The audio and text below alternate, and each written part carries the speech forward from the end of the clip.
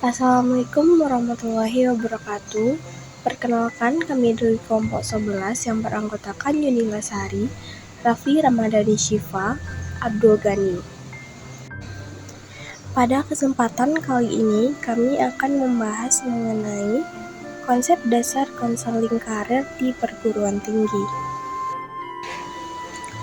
Yang pertama yaitu konsep dasar konseling karir di perguruan tinggi.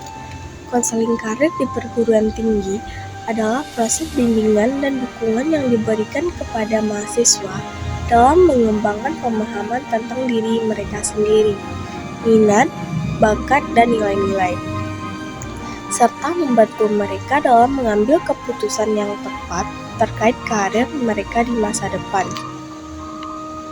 Konsep dasar konseling karir di perguruan tinggi meliputi yang pertama, self-awareness atau kesadaran diri. Mahasiswa didorong untuk mengenal diri mereka sendiri dengan lebih baik, termasuk minat, nilai-nilai, kekuatan, kelemahan mereka. Hal ini membantu mereka dalam menentukan pilihan karir yang sesuai dengan kepribadian dan minat mereka. Yang kedua, career exploration atau eksplorasi karir. Mahasiswa diberikan kesempatan untuk menjelajahi berbagai pilihan karir yang tersedia. Ini melibatkan penelitian tentang bidang pekerjaan yang berbeda, mengikuti seminar atau lokakarya karir, dan berbicara dengan profesional di bidang yang diminati. Yang ketiga yaitu goal setting atau menetapkan tujuan. Mahasiswa didorong untuk menetapkan tujuan karir jangka pendek dan jangka panjang. Tujuan ini harus realistis dan dapat dicapai dan akan menjadi panduan dalam mengambil langkah-langkah menuju karir yang diinginkan. Yang keempat, decision making atau pengambilan keputusan. Mahasiswa dibantu dalam mengambil keputusan yang tepat terkait karir mereka. Ini melibatkan evaluasi pilihan yang ada, mempertimbangkan kepentingan pribadi dan profesional, serta mengidentifikasi risiko manfaat dari setiap pilihan. Yang kelima, career planning atau perencanaan karir. Mahasiswa didorong untuk membuat rencana karir yang terstruktur dan terorganisir, serta rencana ini mencakup langkah-langkah konkret yang harus diambil untuk mencapai tujuan karir yang telah ditetapkan. Yang keenam, skill development atau pengembangan keterampilan. Mahasiswa diberikan kesempatan untuk mengembangkan keterampilan yang relevan dengan karir yang diminati. Ini dapat meliputi pengembangan keterampilan komunikasi, kepemimpinan, pemecahan masalah, dan lainnya. Baik, pada kali ini kita akan membahas tentang perkembangan karakteristik pada usia perguruan tinggi, yang dimana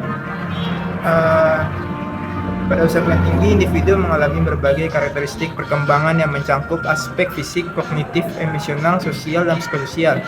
Berikut adalah beberapa karakteristik perkembangan dari usia perguruan tinggi. Yang pertama, pencarian identitas. Pada masa ini mahasiswa sedang aktif mencari dan mengembangkan identitas mereka sendiri, termasuk identitas karir, nilai-nilai, kepercayaan, dan peran dalam masyarakat. Yang kedua, autonomi dan kemandirian. Mahasiswa mulai mengembangkan kemandirian dalam pengambilan keputusan, manajemen waktu, tanggung jawab pribadi, dan kegiatan sehari-hari mereka. Yang ketiga, pengembangan kognitif. Kemampuan pemikiran abstrak dan analitis berkembang lebih lanjut yang memungkinkan mahasiswa untuk mengembangkan pemahaman yang lebih dalam tentang konsep-konsep kompleks dalam bidang studi mereka. Yang keempat, hubungan interpersonal. Mahasiswa terlibat dalam hubungan personal yang lebih kompleks, termasuk persahabatan yang mendalam, hubungan romantis, dan keterlibatan dalam organisasi kelompok sosial. Yang kelima, peningkatan tanggung jawab sosial. Mahasiswa mulai menyadari tanggung jawab sosial terhadap masyarakat dan dunia di sekitar mereka, serta mulai terlibat dalam kegiatan sukarela dan advokasi sosial. Yang keenam, stres dan kesehatan mental.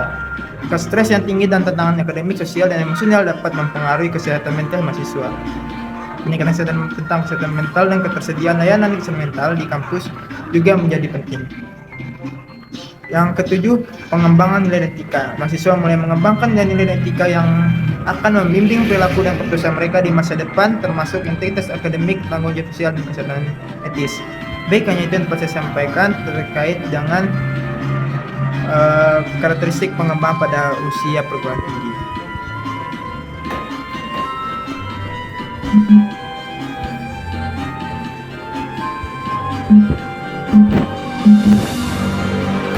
Baik, saya akan membahas materi selanjutnya, yaitu tujuan konseling karir di perguruan tinggi.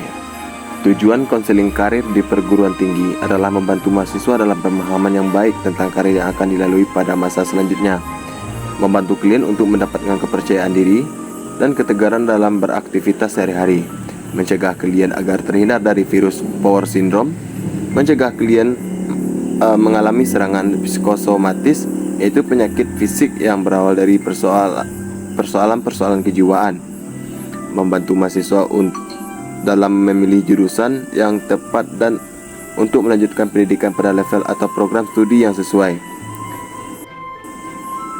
Tujuan konseling karir ini adalah bertujuan untuk membantu mahasiswa dalam pencapaian pemahaman yang lebih baik tentang diri mereka, pilihan karir yang sesuai, dan langkah-langkah konkret untuk mencapai tujuan karir mereka. Berikut ini adalah beberapa tujuan konseling karir di perguruan tinggi, yaitu pemahaman diri, membantu mahasiswa dalam memahami minat, nilai keahlian, dan tujuan karir mereka melalui perguruan tes kepribadian, konseling individual, dan kegiatan refleksi diri.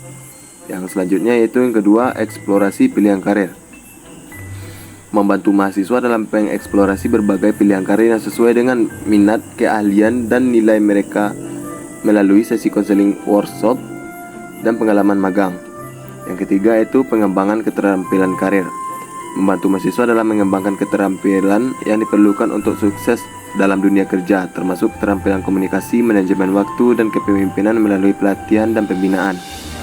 Yang selanjutnya itu perencanaan karir, membantu mahasiswa dalam merencanakan langkah-langkah konkret untuk mencapai tujuan karir mereka melalui penyusunan rencana karir yang mencakup pendidikan, pengalaman kerja, dan pengembangan profesional.